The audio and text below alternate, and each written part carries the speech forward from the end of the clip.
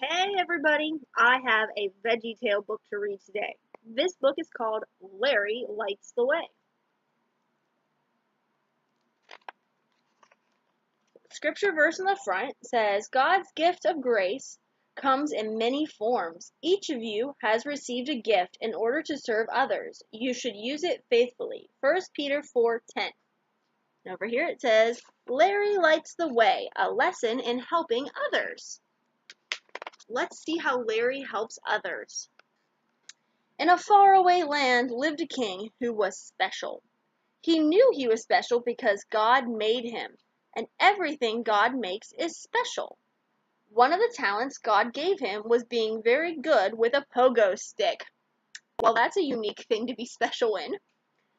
Because King Nezer was quite frightened of drawbridges, he used his pogo stick talent to jump right over the moat. The moat is the deep ditch here that goes in front of a castle, and usually it's filled with water. It keeps people out of castles. And usually they have a bridge that comes down to let people over, called a drawbridge. But King Nezer uses a pogo stick to go over his moat. That way he never had to worry about using the drawbridge again. Nebuchadnezzar was a good king. He knew God wanted him to serve his people in good times and in bad. He even enjoyed teaching others his favorite pogo sport. He especially liked teaching his royal assistant Archie and his cousin, the young prince who would become the next king. Prince Junior loved taking pogo stick lessons from King Nezer. In turn, Junior shared with the king his talent of making up riddles. Together they both had a wonderful time. I need some of these talents. But the king no longer teaches pogo stick lessons or listens to Junior's riddles. Not anymore, because one day a traveling salesman came to visit. He insisted that pogo sticks were no longer very special. A king like yourself needs a unicycle. All the best kings ride them. So King Nezer tried the unicycle, but he couldn't get his balance. He couldn't figure out how to work the pedals. So this is a unicycle, like your bicycle, but it only has one wheel. Can you imagine riding something that only has one wheel? Worst of all, he couldn't use the unicycle to jump over the moat. That made him very cranky. It made King Nezer so cranky that he forgot he was special. He no longer cared about leading the people, and he no longer cared about his pogo stick. Nebuchadnezzar became a very grumpy king. The king became quick to criticize and complain. He rarely said a kind word to anyone. Guards, stop wobbling, he would bellow to the guards. And no tossing rings to the ducks in the moat today. And then he would leave for his morning walk, fearfully hop over the drawbridge and shout, It's too noisy in the village square. The sounds of singing, laughter, and storytelling quickly came to a halt. And get rid of all that color, he would grumble as he passed by the pretty paintings displayed by the villagers. No one was cheerful anymore, except for Larry, the lamplighter. He was very joyful cucumber. Isn't that a beautiful sunset? Larry would ask as he went about his job. Or, it sure is fun to help others by lighting up their night. One day King Nezer came down with the chicken pox and was no longer able to perform his kingly duties. So 8-year-old Prince Junior was anointed and took over this great honor. King Junior knew that God had made him special, so he wanted to be a very special king. He began his first day in the royal palace with a bowl of Fruity-O's for breakfast, and challenged his royal assistant Archie with a riddle. But then he realized that kings should do things that are more kingly. So he walked through his new kingdom to meet the people. He quickly noticed that everyone was grumpy. The people complained, the people pouted, the people grumbled. I must do something about all this grumpiness, said the new king. I can't let this go on. Then he met Larry the lamplighter. Good day, King Junior, Larry said cheerfully. I hope you enjoy your new job as king. Thank you, Larry the lamplighter, replied the king, quite surprised by Larry's cheerfulness.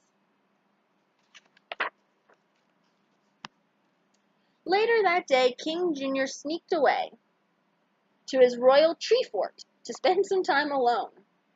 I wonder what God thinks about grumpiness. I don't think he wants people acting like this. No one is happy, he thought aloud. Just then the king spotted Larry outside the castle, lighting the lamps. He watched as Larry whistled, smiled, and lit each one.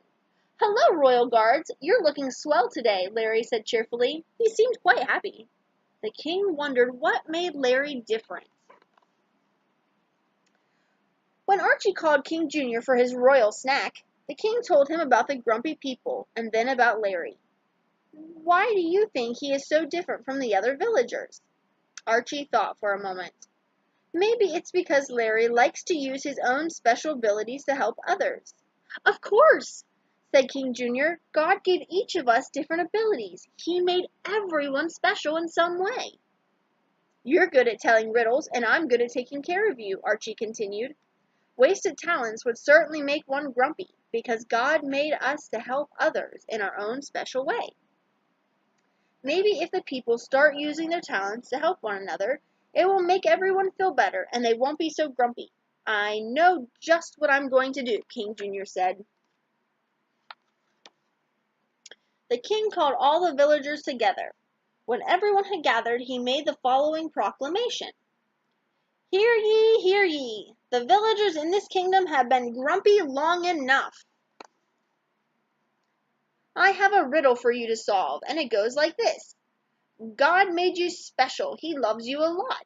So what should you do with the talents you've got?" Then the king explained, "You have 1 week to figure out the riddle. Then each of you will present your answer at a royal banquet." "What? Huh? What does he mean?" The people in the village began to fret. Never before had a king given a riddle to solve. They didn't know what to do. Soon the people became grumpier than ever. The news about the king's riddle and the grumpy people spread throughout the land.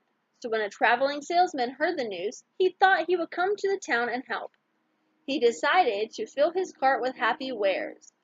So he loaded it down with yellow smiley face pens, funny hats, and comic books. "Come and get it," he shouted. "I've got everything you need to stop being grumpy. Guaranteed to get rid of the grumps or your money back." When the village people saw the cart of happy wares, they remembered the king wanted them to stop being grumpy. "Hey, maybe this stuff will help us solve the riddle," the people said. "It looks like an easy way to get rid of grumpiness." So the people bought everything the salesman had. There's the salesman's cart with all of his happy wares. Everyone in the village wore the smiley face pens, put on the funny hats, and read the comic books. The people smiled, the people laughed, but their happiness did not last long. "This can't be the answer to the king's riddle. Look at us, we're grumpy again," they complained. "Maybe that's because happiness doesn't come from buying happy wares," Percival P. suggested. "Then what does it come from?" they asked. Larry the lamplighter watched as the people tried to figure out the king's riddle. "I wish the people could see how special they are. I wish the people could see how special they are," he said to himself, "and then they'd be happy on the inside." So Larry set out to encourage the villagers. When he came upon Madame Blueberry, she was looking rather blue. "Good morning, Madame Blueberry. What's wrong?" "I don't know what to do. Hoo, hoo, hoo. I can't solve the king's riddle, and the banquet is only 3 days away." "Remember when you sang that beautiful song at my birthday party 2 years ago?" Larry asked her. "Why, yes, I remember that well," she said with a sparkle in her eye. "Why don't you use the talent you've got to sing at the royal banquet? It might cheer everyone up," Larry suggested. "What a wonderful idea! Thank you, Larry," she said with a smile. Madame Blueberry was so encouraged by what Larry had said that she shared some encouragement with her blueberry friends. Together they formed a blueberry choir. "I have a riddle for you to solve, and it goes like this. God made you special. He loves you a lot. So what should you do with the talents you've got?" What happened to my book?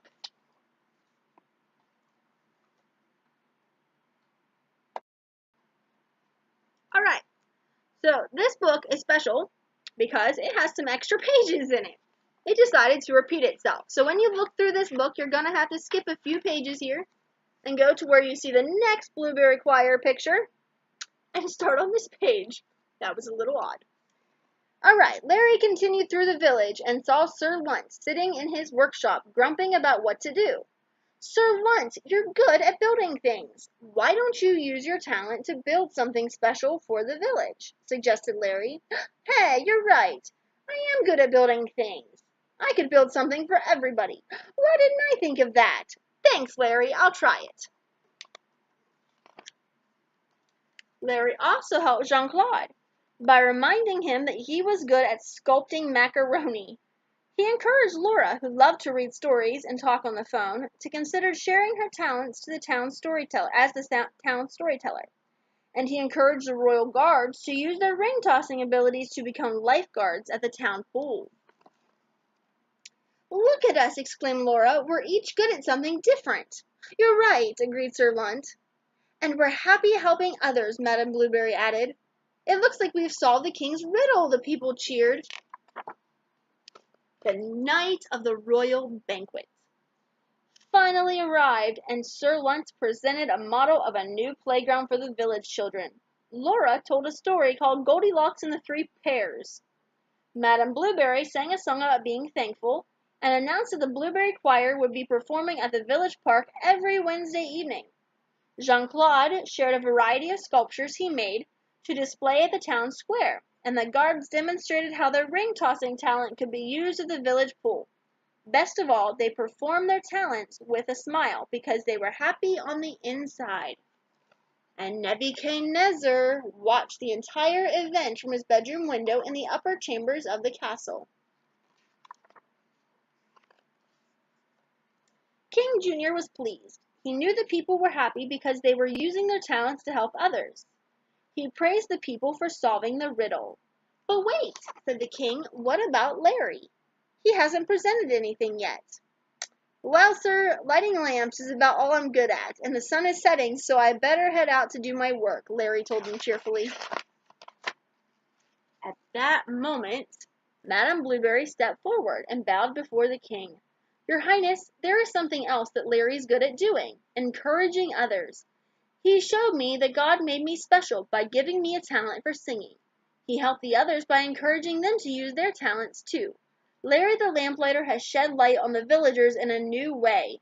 He's helped light the way to happiness in our hearts. She's right, declared the king. Larry, you have helped to light the way for others. You have encouraged the whole village. Hip, hip, hooray, the people shouted as they lifted Larry high into the air. Larry lights the way. Larry was invited to sit with the king at the royal banquet. During the meal, Larry continued to encourage the king. Hey, nice milk mustache, he joked. And then, you know, you're a pretty good king. King Junior wiped off his mustache. Thanks, Larry. Do you want to play in my royal tree fort after the banquet? Perhaps I can teach Larry how to work a pogo stick, said Nebuchadnezzar as he hopped out from his royal bedroom. It seems that King Nezzar was feeling better. He'd heard all about how Larry had reminded the villagers that God made them special. So Nebuchadnezzar went back to being king. He also went back to teaching others pogo stick lessons. After all, that's how God made him special. And in the village where everyone used their talents to help others, grumpiness went away. Now happiness ruled the day, thanks to Larry who helped light the way. In the back of this book, I'll let you do this later, but it says, hip hip hooray, Larry lights the way. Can you find these pictures in the story? In this story, Larry reminds villagers God gave everyone different abilities and talents. In what ways did God make you and your family members special? Ooh, there's something for you to think about. All right, that's the end.